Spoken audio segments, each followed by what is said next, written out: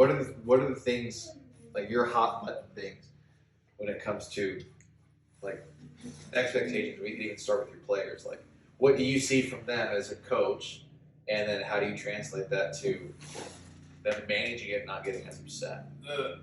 The issue, like the challenge that a lot of players run into is like they'll shoot like a really good score one day, and they're like, "That's who I am now." Right, all the time. They put themselves in like it's not a false belief because like you're capable of producing those scores, Right.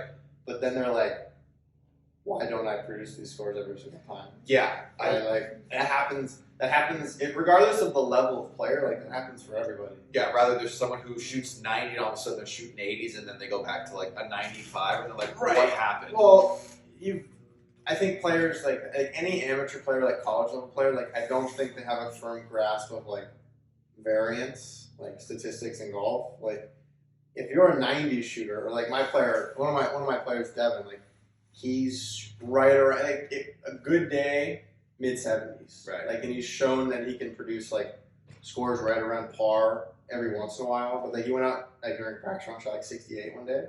He's like, ooh. So now he thinks that's the new baseline. And he's like, there's my score. Like that's my new baseline. Like that's what I'm capable of course. But like now when they go out into a round of golf and they're not producing that, like their personal best score, which all personal best scores come on like a day of very high variance. What like is exactly you that? and I both know that. Like we know very much about variance. So we're like, if we shoot a 62, which we have, like we know the next time we go out, like we're not going to shoot the same score. No. Which typically that's what you see on tour too. Like you see a guy like first round goes out and shoots like 60 or 61, and then they show up the next day and they shoot like 71, 70, like 70. Yeah, and I think that's a big. I don't know if you call it like an injustice, but like the announcers will go, "Oh, like today's just not his day," or now all of a sudden they're thinking about the 62. It's like it's none of that. Like everything went in today, and literally. I mean, and maybe part of that sure is like mental because maybe the player's thinking about that, and then they kind of have that false expectation. But some of it also is like you were super hot today, you're gonna revert back to the average. You just are. Like if you shoot 60. Or 61 or whatever your personal best score is, like you're driving it well, you're sticking your approach shots closer than you usually do, you're making way more putts than you do. Yeah. Like everything just kind of clicks at once, and like that's just what produces a really good round of golf. Right. Like I base, I mean, just from like a putting standpoint, you're 50% from 8 feet. So like Correct. Outside of that, everything else is technically a low percentage. Or like the odds are not in your favor. It's a variance. It's a variance putt. Like I tell my players all the time. So like if we're putting, if we're playing a tournament, and like they miss a 3-footer, like when you miss a 3-footer, you've got two options. Like especially if you understand like that a 3-footer goes in 95% of the time. So you give yourself 100, you're gonna make 95. If you miss one, you can either be like frustrated. You're like, oh, I shouldn't miss the 3-footer, or you could be like, okay, well, if I miss one 3-footer, the next like 85 should go in. Right. Statistically, right? That's not skill level. That's not all the work you put in. That's just statistically likely you're going to make about 85 in a row. Right. Like, and if you miss one in between, that just means you're going to make more than you miss. Right. So and you can do that for any putt. Yeah. So long as you're understanding it, like you said, you understand. Okay, there's the one miss, but the next 85 are good, as opposed to getting emotional and then you start maybe forcing the issue, or you just let the emotions affect the next putt, and then it goes like the opposite way where you might miss the next 5 3-footers because there's that expectation of I'm this quality of player that doesn't miss those, and now that I am missing them, that means I'm a worse player than I thought, which isn't the case. It's just I think that prerequisite of like that mentality of I'm a good player. I'm capable of good golf.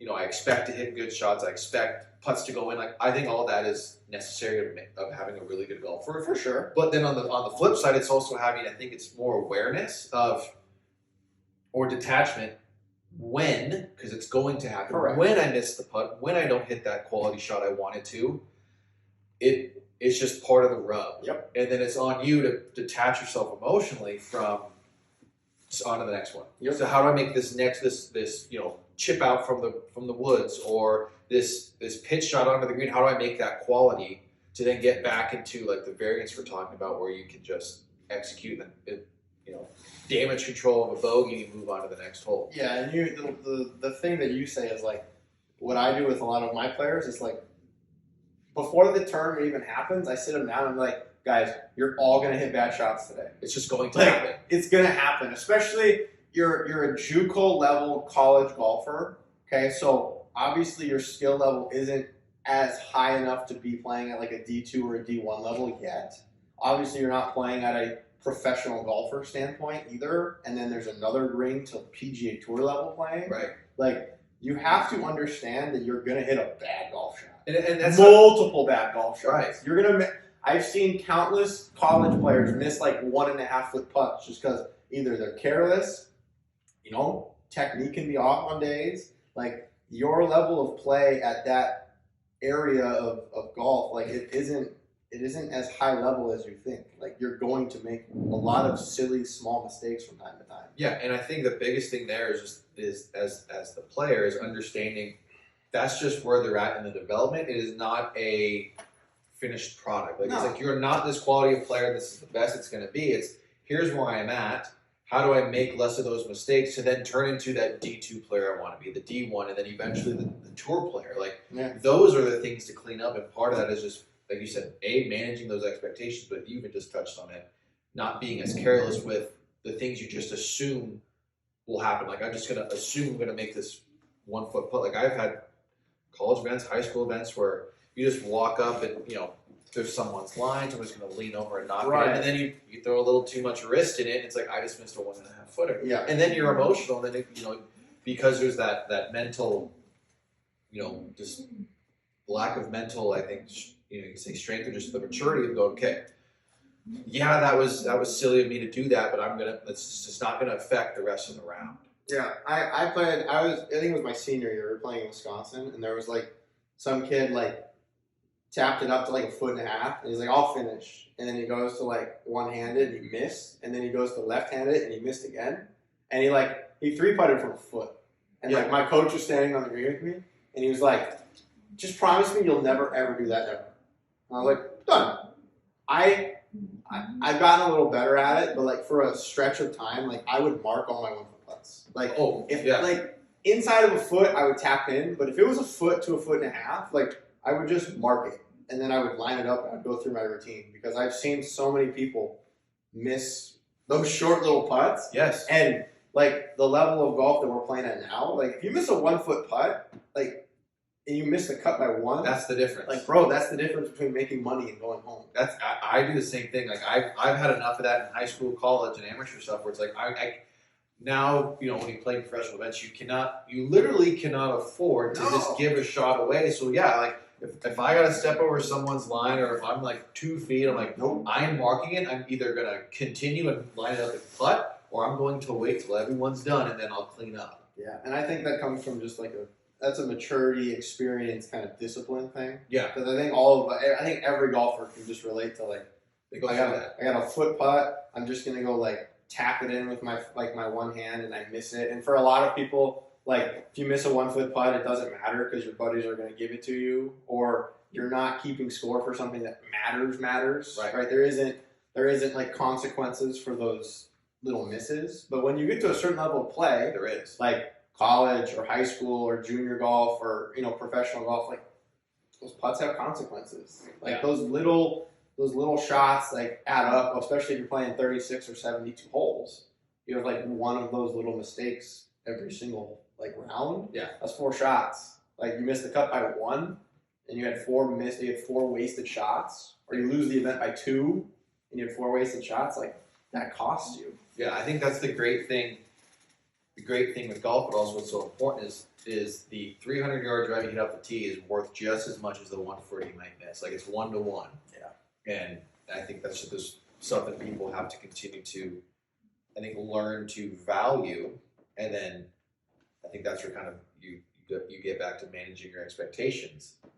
And the biggest thing I've learned from playing and then coaching and learning, decade in that whole course management system is yes, the tour players are good, but I think again, and not to kind of go at announcers, but announcers, I think build it up. I think give the consumer almost a false expectation. So I think that's where a lot of frustration. I think that's a good way to say it. Yeah. Is the announcers build up these guys because again they're really good, like really good ball strikers and do everything so well. They're literally the best 125 players in the world. However, they're also human. They're also like us. So like they're gonna miss shots and stuff like that. So like I always thought, in growing up as a kid, like when you have, I was always told when you have a wedge in your hand, so I can literally go up to pitching wedge, it should be inside the flex. Right. That's 8 feet, and I have it right here, like proximity from 100 yards. The tour average, where is it? Let's see here, 18 and a half feet, and you're gonna hit the green in regulation for the tour guys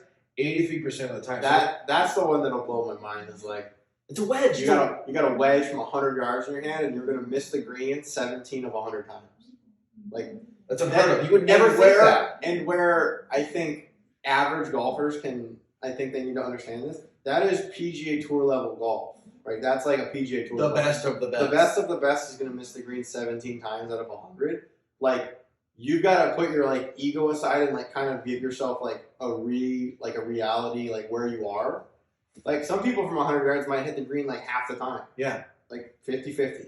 Like, and that's just kind of... Yeah, that's where your golf game's at the moment. Obviously, you can do stuff to improve that and change your percentages. Yeah. But you got to be, like, real honest with yourself. Like, if you're missing the green 50% of the time, like, and you're getting frustrated, like, maybe your level of golf isn't up to par with, like, you should be hitting the green a certain percentage of the time. Yeah, your expectations aren't meeting your reality of golf. Your expectations as a 15 handicapper is like, okay, I have a wedge. Wedge means scoring. I should hit this on the green or close. Yeah, it means because that's what you see on TV. When in reality, like you're gonna miss it half the time, or even more. Right, it might be more. Even more. And I think because at the end of the day, high handicapper or low handicapper to a tour player, like everyone focuses on scores, which that's the whole point of this game. So, let's just go with the example of the 15 handicapper,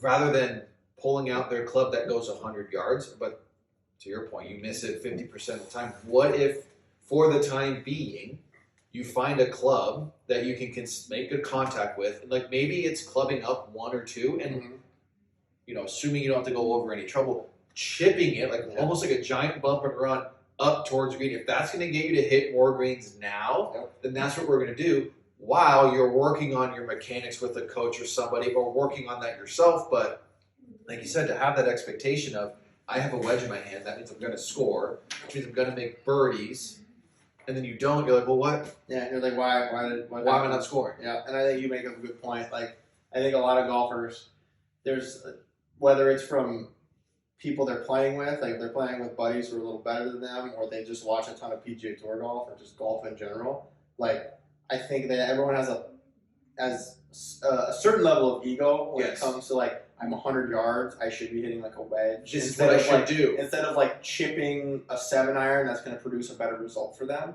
Like some of the like very, very beginner level players that I've worked with, like I'll have them hit putter from like 40 yards off the green, because it gets it onto the green or gets it close to the green. Like, it's going to be 2 more shots from there. So they make a 3 from 100 yards, which tour average from 100 yards, I think the whole out is like 2.8. So if you're putting or hitting a low running shot from 100 yards, you make a 3. It's like you're right there with a tour quality player. But like you said, we all think, well, I should do this because this is what like JT does. This is what my buddies do. It's like, well, your buddies might be better than you. Yeah. JT's on tour. Like there's a skill, there's a level to it to get you to shoot those numbers. And how often does like an average golfer, right? And we talk about average golfer, that's like 15 to 20 handicap. Right. How often does a 15 to 20 handicap actually go to the range and practice their distance with their wedges? Right. It's usually just full swing. Ever.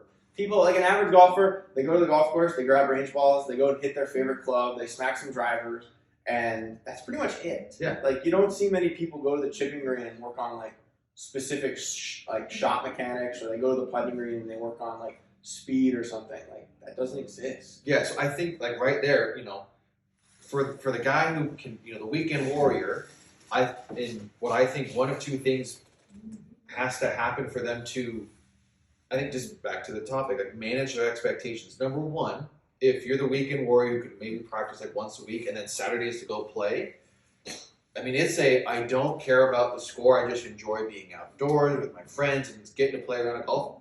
I think that has to be the attitude. Or it's, well, if I care about my score, then I also have to like give myself a reality check of where am I at. Like, I can only practice once a week. Yeah. Do I really want to like practice like you're saying? Do I want to work on something in my swing? Do I want to give short game some more attention? Like, do I want to do that? If you do, then it's like, okay, then the frustrations you see on the course are warranted, and then there's things you can do to help that. But if you're like, I don't have time for that, I really don't want to, then there almost needs to be no expectations, because then you're just fighting yourself all day, and you're probably shooting a higher score because you're expecting to break 100 because you feel like you've played golf for 6-7 years, but you don't really practice. It's like, what skill, just from a developmental perspective, have you developed? Yep. It's like your pattern's your pattern that you've done for this long.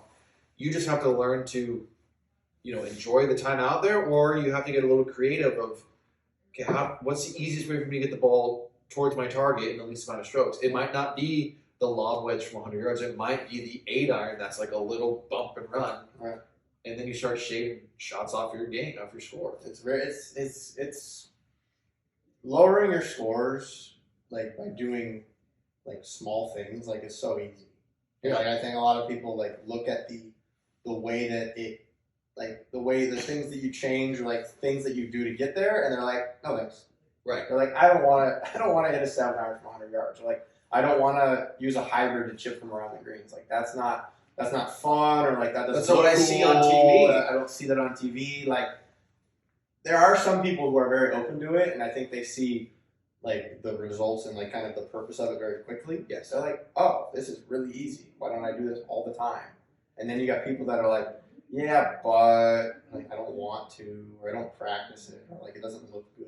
Yeah. Like it's like that's the issue that I think we run into a lot with like our junior kids, especially like my college kids. It's like, hey, you guys' short game isn't as efficient as you guys think it is.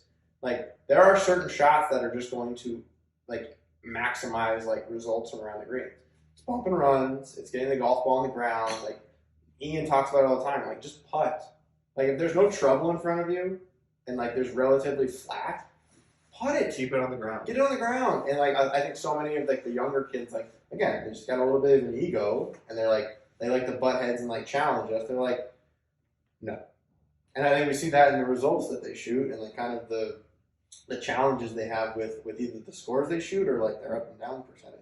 Yeah. Right. And I think it just stems from being egotistical about like what they think their golf game should look like, and just being stubborn and not like wanting to like open themselves up to it. Yeah, I think if the goal is to shoot the lowest score possible, which it is, we have to find for each player that we run into, based on your skill level, what's the easiest way to shoot the lower score right now. Right, because right now it might be the bump and run 8-iron, but we can still work on those higher skill required shots for the next 2 months. Yep.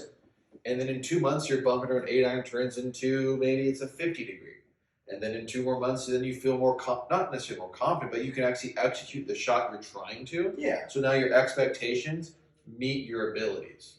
Yeah, and I think if you grabbed any golfer and you gave him like a lob wedge and said hit this over the bunker, after like 100 golf balls, they're gonna pull it off at least once or twice, right? Just we talk about statistics. Like if you give them enough chances, it's going to happen at least once or twice. That's why so many golfers love golf, is because you watch TV, you watch Jordan Spieth pull off an incredible shot, and then you can go to the golf course the next day, and eventually you're gonna pull off almost the same shot. Like that's possible. Yes. Right? Like, which is why like I think golf is so relatable. It's like the guys that make millions of dollars on TV just hit a shot that I also hit. They pull it off 9 out of 10 times. You pull it off 1 out of 100, right? But people have that like 1 out of 100 shot, and then you're right, like that turns into their like false expectation. That's who they are. That becomes their 9 out of 10 in their head. It's like in their head, they're like, "Oh, I've done this one time ever, so now I'm going to try it every single time." And it's like, I think for golfers, like I think being able to have this, like wherever skill level you're at, you're capable of doing it, but you shouldn't be expecting that, right? You're capable of pulling the shot off, but like if you're expecting it, like one, you're going to be really disappointed when it doesn't happen, and it's not going to happen a lot. Right. That's where having a lot of experience pays off for us, because like I think we just like understand that we're going to like not pull it off, like it's going to happen. Yeah. And then you kind of just got to like live with it and move on. Where like most people, they like don't pull the shot off that they're trying, and they're like, well, that's not right. Yeah, It's like that's not supposed to happen. Right.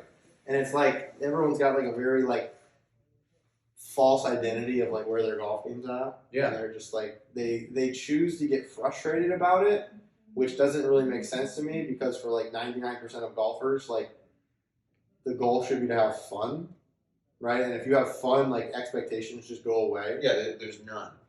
Right? Like how many rounds have you played where like you just go play and you don't think about it, and you don't care, and you just shoot like a really good score? Yeah. Right? That happens at all levels, right? Yes. It's going to happen for us, like maybe at a higher clip. It's all relative to your skill. But it's relative. Like if you go into a round with your friends and you're like, I'm not going to worry about my score. I'm not going to worry about like who's winning or what my other buddies are doing. Like I'm just going to go out and like enjoy the time out here. I guarantee you play better. Like I almost guarantee that, because like there's no stress, there's no nervousness, when you get really stressed and nervous, like you can't make a golf swing correctly, efficiently. You know what I mean?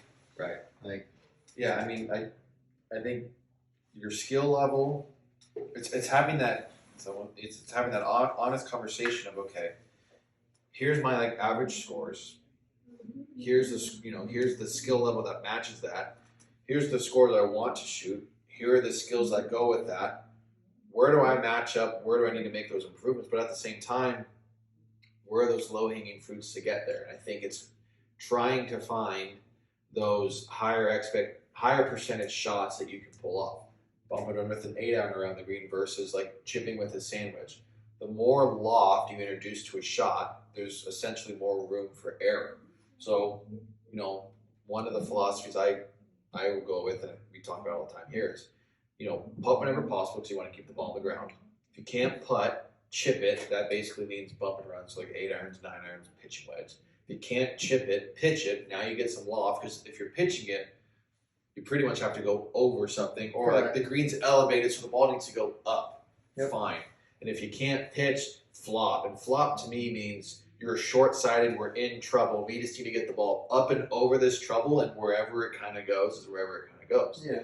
And I think if people just kind of follow that, or it's really just, I think, taking that split second over that shot of, okay, what are all my options? And I think the other thing that gives people frustrations is they usually walk up around the greens, like to hit a chip shot with one club. It's typically the sandwich or the 16. It's like, bring 60 all the way through pitching wedge, maybe 4 clubs, and go, okay, which one fits the shot, but also which one can I pull off the most? Yeah. Like, maybe 60 fits that in your eye, the feeling, but that might be because you hit it all the time, and that's the one you see. That's just when you gravitate towards. Yeah. But maybe it's the pitching. Maybe the pitching wedge is the more consistent shot you can pull off, because it's like, I'm just making a putting stroke, and the ball is going to roll towards my target. Yep. A 60 you could duff. A 60 you could blade. I mean, a lot more can go wrong with the 60, and the risk reward is higher versus like a pitching wedge. Even if you kind of duff a pitching wedge, it's going to still try to top spin towards your target, because there's just less loft on it. Right. And a blade, I think, isn't going to be as exacerbated because it's a smaller swing. So it might roll 50 feet instead of 30 you needed it to. Right. Versus a 60, it's already going to be a bigger swing. If I blade it, there's already more energy coming into the ball. So I think it's whizzing by, and now you're 2-chipping. Yep.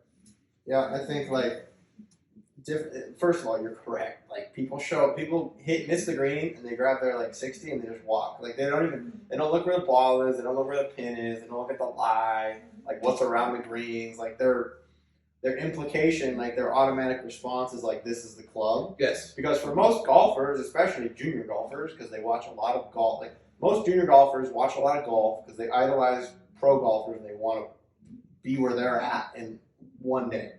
They watch a lot of golf. Most PGA players use some form of 60 to sandwich around the greens and hit these like high, nice spinning shots, and they pull them off a lot. Yes. They spend like 50 hours a week practicing that one shot, right? So, I mean, and PGA Tour players have like 8 to 10 different shots around the green. So, like, they're spending hundreds of hours per shot just to, like, be able to pull it off in tournament conditions. Like, Right. Where we get into trouble, where most golfers get into trouble is they have one shot that is useful for one area around the green, and they try to apply it to everything because, one, they don't practice anything else, right? So like they can't. Where I will say is like they can't perform it during a tournament or like under pressure very well because they don't practice it. Right. So it makes no sense to try and hit a shot that you're not comfortable with. Right. But it's having a little less stubbornness, like being able to like be open to practicing more shots. Like, you know what? I never hit a bump and run, and there's moments where I should hit a bump and run. Maybe I should practice a bump and run. Yeah. And learning new shots around the greens is a lot easier than people realize, right? I think the majority of the changes that go into short game shots is just the club selection and your setup.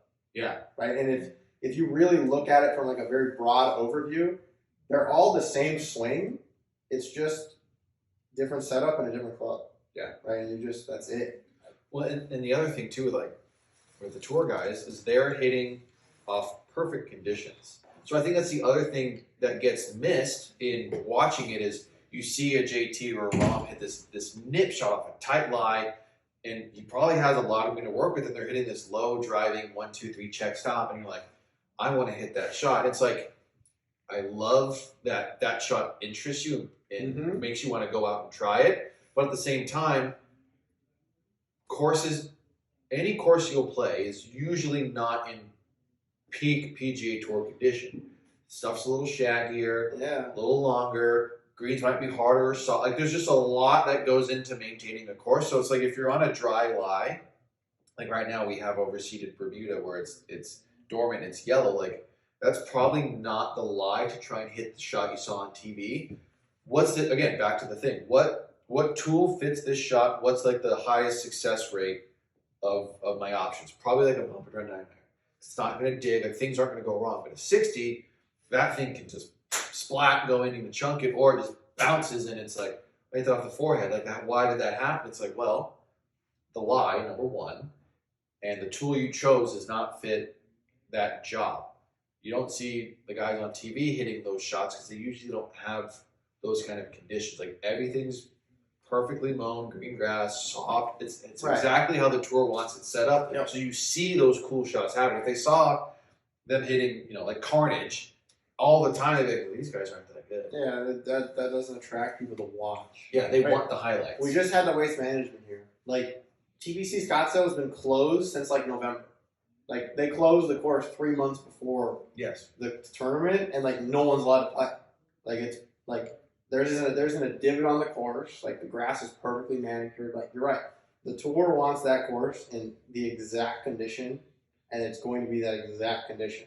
Tour players show up the week before tournament, and they get brand new wedges. Right?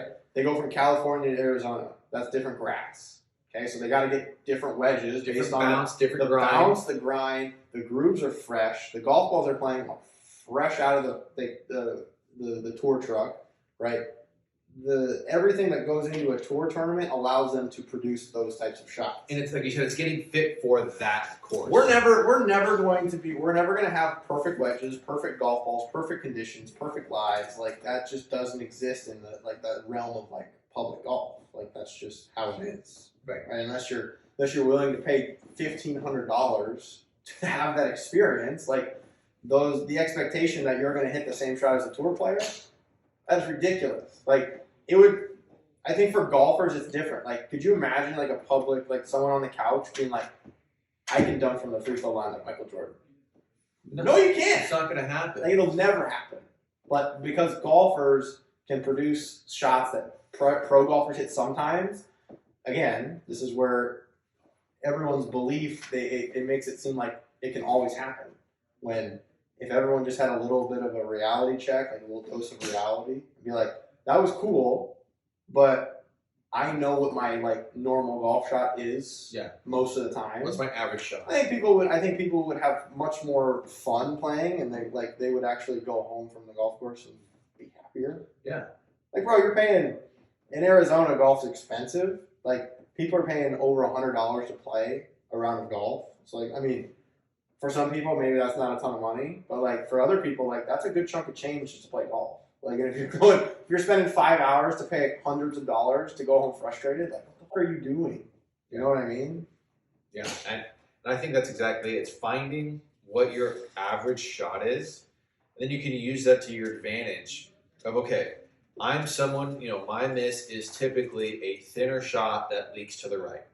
Okay, now that I know that, you can then kind of game plan your way around a golf course of the average shot is that thin to the right. Okay, I can navigate. Or when you're around the greens, when I chip with my sand wedge, what do I do on average? Not what do I do 1 out of 100 times. What do I do 50 out of 100? I typically leave them short, or I typically, like, whatever it is, you just have to go, okay, before I do what I'm about to do, what do I actually do? If that makes sense. And just in managing your expectations. Okay, what can I realistically do here? What kind of shot can I realistically execute? Right.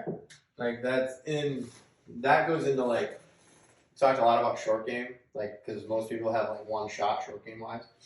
Everyone typically has like an idea of like how far they hit the golf ball, like with all their clubs. So like, if you've got a 9-iron and you hit it perfectly, what's your 9-iron distance if you like flush it perfect? My carry 9-iron distance is 156. Right, so 156. How often do you actually hit 156? Not often. Like almost never, right? Like, and so like if people go and play golf, like they shoot the number or whatever, it's like 160. It's like, oh, that's my 9-iron, and it's like, no, that's your 9-iron when you're moving perfectly and you hit that thing out of the center, perfect trajectory, perfect spin, blah blah blah, all the other stuff, right? Like that's not taken into account.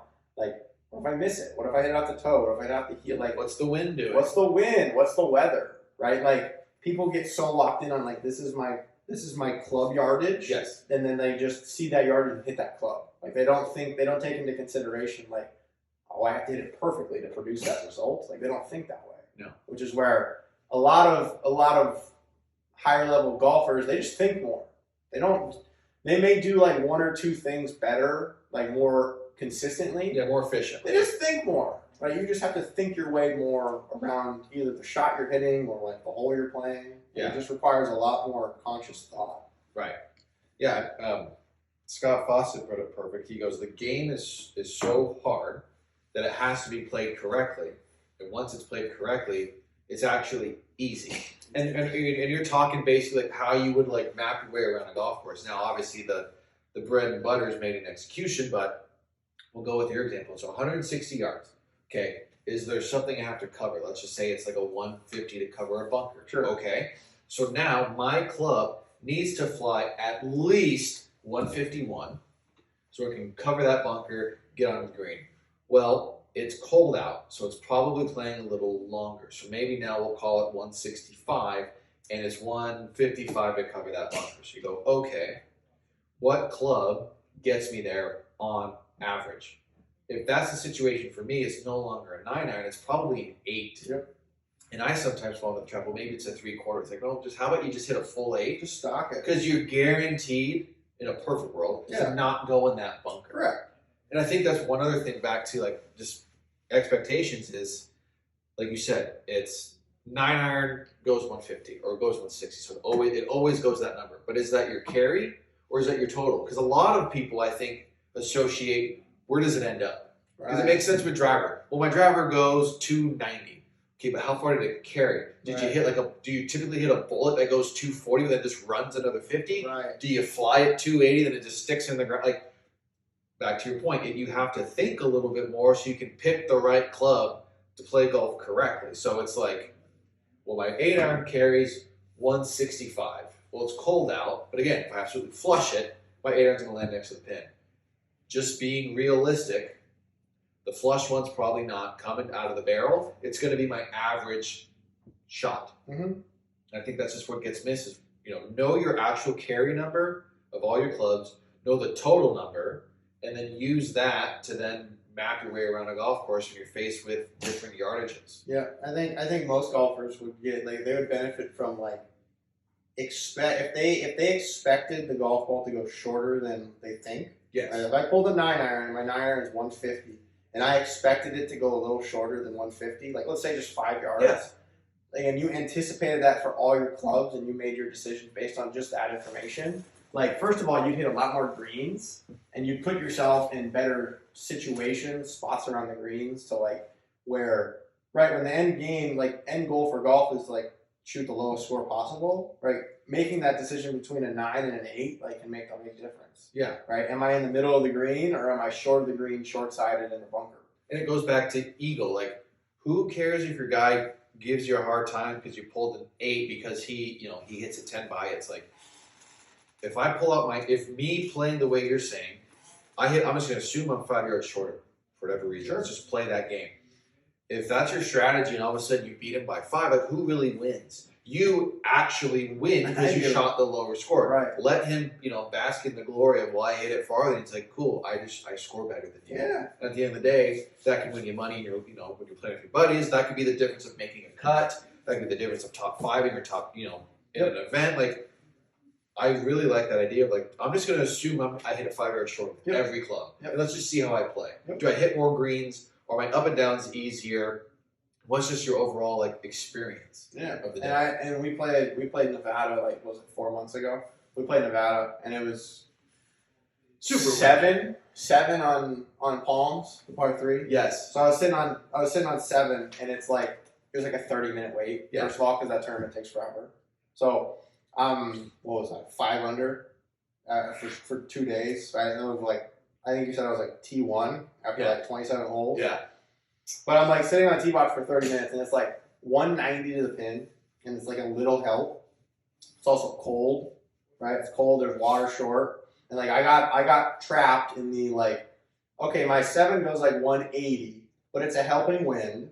So if I flush it, it's gonna be pin high, and I missed it by that much, and it was in the water because I just didn't think about what happens if I miss it. Yeah, you went with, well, I'm going to flush it, so it's going to get there. And I think most golfers have to have a little bit of that. I'm going to flush this. Right, that's the prereq. You have to go into a shot with the intention of executing the correct golf shot. Of course. But the expectation of producing the correct golf shot needs to I think having a good intention is way better than having the expectation.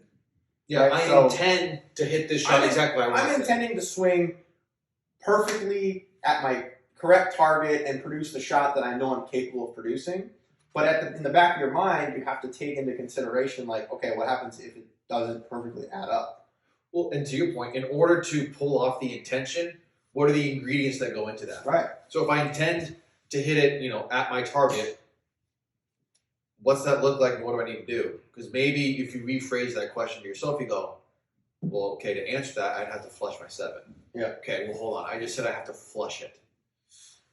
Okay, maybe it's a 6. Right. Maybe it's a chippy 6, or maybe it's just stock. Whatever your decision is, but that's that split second of thinking where you go, oh. Yep. And I think if I would have been okay, let's be honest, because the hole before I had flush, best swing of the day, same 7-iron. Right. So this is where this is exactly what we talked about. The hole before I hit the probably one of the top 5 shots of my life in tournament under pressure, made birdie. So I go to the next hole. That's going to happen again. It's a 7-iron. It's the same yardage. It's the same club. In my brain, I just hit the best one of my life. So I'm just oh, I'm going to do it again. Right. It's but how often do you hit the best shot of your life 2 times in a row? With the one club, with the same club, right? So I think if I would have taken 5 seconds more to be okay, let's just hit a chip 6, force cover the water. Even if I'm all over the back of the green or if I go long, that's fine. It beats the water. I'll get up and down, but hitting it in the water versus not hitting it in the water. I finished the day and I bogeyed the last hole, so I was 3 over in my last 2. Now I went from 2 off the lead to 6. That changes my entire kind of third round going into the final round. Now I'm excited to go compete to win instead of like, well, I just blew my chances like in the tournament. Right. Which is kind of how it felt. Like I played 34 holes of like really solid high level golf, and then I let one decision like pretty much like combust the whole tournament. Right. Which happens. Like that's where like I've grown really much as like a golfer. Like that was just like a huge, like very cool, like learning like, okay, here's how I felt under the pressure, and here's kind of like the decisions and what that led to. Right. So like when I came home, it was like, okay, here's how I kind of changed my like strategy or my thinking or my practice to make sure that like that doesn't happen anymore. Yeah. Yeah. I know for me, that same event, day 3, I got off to, I think I was 2 over the first 3 and like kind of panicking. It's like, hey, I didn't do back to expectations.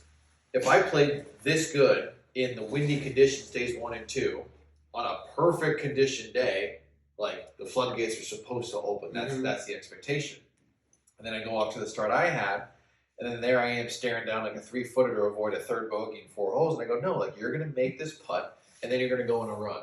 And again, I think the intention there is good, but then I had the expectation of that's supposed to then happen. So I had an 8-hole stretch where I played really good golf, like quality shots, like had looks, but I missed everything. So then the expectation doesn't meet the current level I'm playing at, which then led to frustration, which then led to we're basically going to give you a reason to quit on the round, and then you go back to kind of playing that mediocre golf that I played. And it's like, if I go back and look at that situation again, it's having the intention, not the expectation, but then separating, no matter how the next, 13 or 14 holes plays out, it's not going to affect me as the golfer.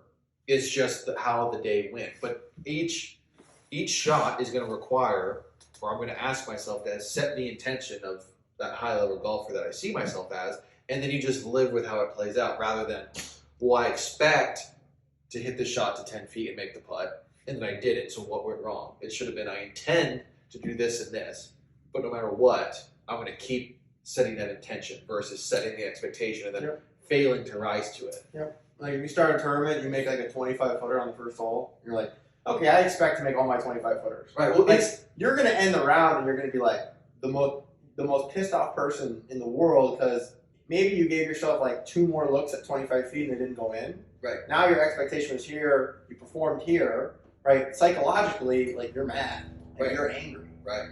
Well, how many times has it happened how many times has it happened to us where, what's your mindset when you birdie first hole? You're thinking, okay, today might be the day, right?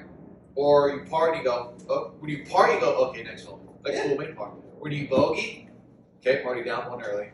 When you double, okay, we got a lot of work to do. Yeah. And it's so hard because like we're humans and we have emotions and stuff, but it's like the more you can like, no matter if it's a birdie or a triple, it's just like making a par.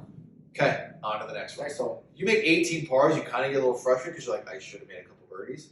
But, or like the other example is like, if you're 5 under with 3 holes to go and you bogey coming in, you're like, that was crummy. But if you're 2 under with 3 holes to go and you birdie coming in, you're like, wow. Like the emotions change, but like the toughest thing is trying to stay like level through any experience on the course. Like you bogey 3 coming in, you go, okay, whatever, as much as you can. Just like if you make 3 coming in, like yes, I'm going to be excited. It's like whatever. Like it's just, the mindset or the expectation needs to be the same. Where if you birdie the first hole, it's no different than parring the first hole. It's no different than bogeying the first hole. Yep, and that's just I think a little bit of expectation management and just being in control of your emotions, or just being aware of your emotions. Being aware, right? Like I think junior golfers, like younger golfers, like you make a couple birdies, or you like go on like a little stretch, and like you're pumped up as all can be. You're like, let's go! Like I'm executing on like all levels. So like your emotions are way up here. So are the expectations. Yes, they don't stay back here of whatever you thought. The moment they make a par or a bogey, which in a round of golf, like I think most golfers are going to average, like a junior level player is going to average 2 to 3 bogeys a round, right? So that's going to happen, right? So like when it does happen, they go from, it's called a roller coaster. They go here and then here and then here and then here, or they go lower, right? And then they get done with the round and they shoot like even or one over and they're mentally exhausted. And they look back on it and they're like, well, I wasted X amount of shots. Yeah. That's all because of like a combination of like your emotions and your expectations. Yeah. Yeah, and I think just to help with expectations, I'll rattle these off real quick.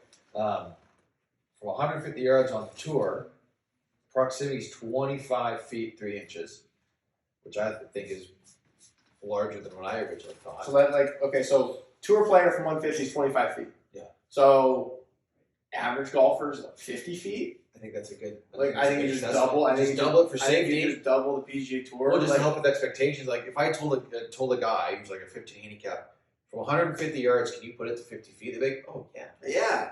And then that might free them up to like they see this big bucket of a green versus. Vroom. If you think 50 feet, that's most greens. Like so, if you have a pin and you can put it somewhere on the green, like that's great.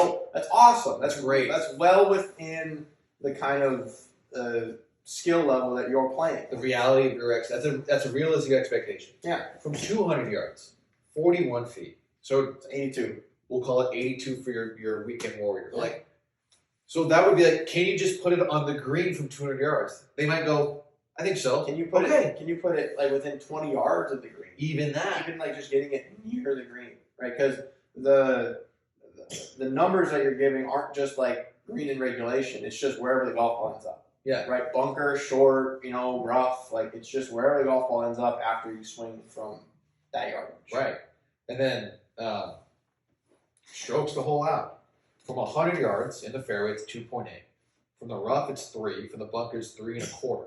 So you can see how even the tour guys start making bogeys from rough and bunker. So like for the amateur guy, it's like just put it on the green, and you might have a chance to beat the tour guy if you're in the bunker or if you're in the rough. Right. And I think a lot of people especially fairway bunker shots are not shots that anyone ever gets to practice. No. There's unless you're at a very high level club or a golf course that's got an amazing practice facility. The only time you're hitting a fairway bunker shot is when you're in a round of golf, right? So some people get into a fairway bunker shot, they don't know what to do, right? So in those situations, right, we talked about at the very beginning, if you can't get it out of the fairway bunker and close to the green, your ego gets set aside. Kind of just pitch it out sideways or pitch it as far forward as you can and then kind of just go from there. Yeah, kind of like chip a 7-iron. Chip a 7-iron, I try to blade it almost. Or even something. Or even just a normal bunker shot. Splash it out 50 yards and then wedge it on or whatever. But when you try and force something, especially something that you've never ever done before. Yeah, I'm gonna hit a 60 from 100 yards in a bunker and basically leave it in there. I remember the first golf course that I worked at, it had a fairway bunker practice area, and I was like, oh my god, I'm gonna be the best fairway bunker player ever because no one ever gets to practice it. Right. And you don't get to just go out on the golf course and throw a dozen golf balls in the bunker. You're playing around the golf with people behind you. Yeah. You don't have that opportunity. So when you are out of position or you are in these areas that the scoring average is going to be higher, that's just the reality. If you hit into a fairway bunker off the tee on a par 4, you're statistically going to make bogey. It's just part of That's just how it. That's just things that happen. So then your job is what's the easiest way to make that bogey? Bingo. You're well, I could possibly hit this out of the bunker close to the green. It's okay, 1 out of 50.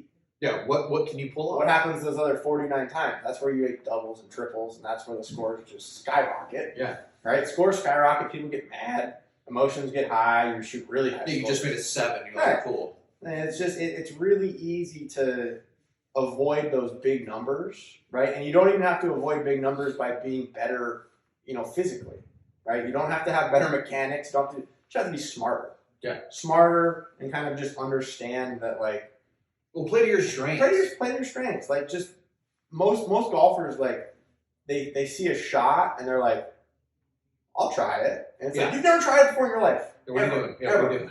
I've had my kids be like, well, I think it's just a high cut around the tree here, and it's you've never ever hit that shot in your whole life. Yeah, your stock shots draw. Yeah, you've never tried it ever. So why do you think you're gonna be able to pull it off under pressure? Yeah, why now in the tournament? In a tournament, right? So it's just being smart with that, and just kind of again, I think the big moral of everything we've kind of talked about is like you've got to be able to have a reality check with yourself and kind of like do your best to throw your ego aside when making decisions and when kind of playing your game. Well, yeah, I think, be honest with yourself, but like make it like objective based. Okay, I just hit this fairway bunker. I still want to make 4. What would be the easiest way, given my game, not his game, to do that? Well, I'm not that good from a $150 out of a bunker with my 8-iron, like a stock full swing. So what if, like, can I try to blade a 7 or like chip a 7 or like, when I say blade, it's like punch it out. Can I punch a 7 or a 6? Or like you said, maybe I just take my pitching wedge and like blast it out 100 yards. Okay, from 50 yards, I can hit the green and I can 2-putt. Okay, that's my score. Great. Yeah. You just avoided a double or a triple. Yeah, is it like the sexiest thing to do? Is it the most attractive way to pull off that? No, of course not. But guess what? I'd rather make a bogey than a double or a triple because that's just going to wreck your round. Yep. That's going to wreck your round. I mean, it wrecks your round. It wrecks your round like physically on the scorecard, and it messes you up in the head. Like, I don't care if you're like a professional golfer or like literally just started yesterday. Like making high numbers sucks. Like you have to write like an 8 or a 9 down on the scorecard.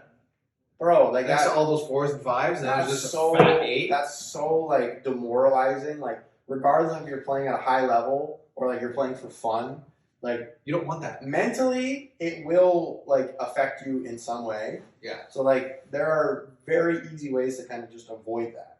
Yeah. And I think like we've talked about it, it's just being smarter, right? Being like making decisions that are like people who need to like look at their golf game and like write out on like a piece of paper like what their golf game is, right? Like I hit the golf ball 240 on the tee. Okay, I hit my clubs this far and they go this direction, and like I have one short game shot, and so like when they play golf, they need to kind of follow that sheet of paper. Yeah, follow their own game plan, follow their strengths. That's their game plan. So like when you get on the golf course, like, oh yeah, this is what I do. I need to do that while I'm on the golf course. But like if you don't like where your game's at, you got to do some work. Yeah. Like that's the thing about like golf requires an exorbitant amount of hours to like get better. Right? You can't just practice a bump and run for 12 minutes and then go on the golf course and execute it. Yeah. Right? That would be just false expectations. Yeah. I think what helps back to the kids, I think that's part of the turnoff with people like practicing. Like it's just too much time to practice. So it's like, okay, fair. But like maybe you can like put some of that energy into taking inventory of your game. Okay, I only practice once a week. Well, what do I do really good? What don't I do good? Or what shots can I hit? What shots can't I hit? What kind of shot do I normally hit? Whatever you do to go, okay, you know what? This is my golf game. Mm-hmm. And how do you just leverage that when you play? Because you go, this is who I am. This is how I play. I don't practice that much. So there's the expectation of getting better that way. It maybe not be there. But here's my golf blueprint. How do I navigate my blueprint around the golf course? Yeah, and it's like I'll just use me as an example. Like my driver cuts 100% of the time, and if it doesn't cut, it's because I made a bad swing. But like you're never gonna see me step up onto the hole and be like, I'm gonna draw this. Yeah, this one's drawn today. Like it's just like it's never happened in my entire life. Like it's just like, and that's like a very niche example. But like generally, I hit a 10-yard slice with a club, right? Like that's okay. Like just know what you do. You just know what it does, right? And just play it, right? Don't force anything. Don't like try to change your entire golf game because you don't like where it is or like doesn't like how it like feels or looks, right? Like again, ego aside, we're trying to have fun on the golf course. You're gonna have the most fun by playing the golf game that benefits you the most. Yeah, which that's about as simple as it gets. It's as simple as it gets. And then I want to rattle these off as well. So from 150 to hole out, it's 2.95 from the fairway, so basically a 3. From the rough, it's 3.2, and for the bunker, it's 3.25 again. So it's like it goes up 0.3 shots. Yeah, it just happens. And then from 200 yards out, you have 3.2 from the fairway, so you're making they're making bogeys 20 out of 100 times. Is that right? Yeah. Yeah. From the rough, it's 3.4, so almost 3.5. And then for the bunker, it's 3.55. So like, the farther you get away, like the higher shots are going to happen. So what's happening to the guys on tour, it's going to happen to you. And then like, I think putting can't get talked about enough, especially if we go off of what you said of we just talked proximity. So from 100 yards, the tour was 18 and a half, we said. We'll just double it and call it, what is it, 37 feet? So 37 feet, they basically two-putt from there. It was like, just hit it to 30 feet and two-putt. From 150 yards, we'll double it, they hit it to 50 feet. Well, once you get over 40 feet, your three-putting starts getting introduced. So it's like, hit it to 15, or hit it to 30, or hit it to 50 feet, and like, just work on your speed putting. That's a low-hanging fruit. That's it, man. So, I mean, the biggest thing I can say is take inventory of your game. What do you do well? What don't you do well? Play to your strengths, and just overall, just manage your expectations. What